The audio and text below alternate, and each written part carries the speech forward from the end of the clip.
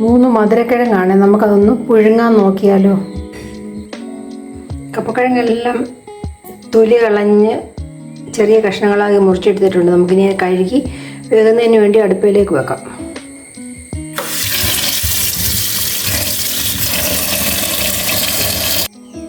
പരക്ക വെള്ളം ഒഴിച്ച് നമുക്ക് അടുപ്പിൽ വേവിക്കാൻ വെക്കാം. വെന്ത് കഴിയുമ്പോൾ ഞാൻ കാണിക്കാം. മധുരക്കിഴങ്ങെല്ലാം വെന്തിട്ടുണ്ട്. നമുക്കിനി അത് ഊറ്റിയെടുക്കാം. സ്പൂൺ ഉപ്പിട്ട് കൊടുക്കാം.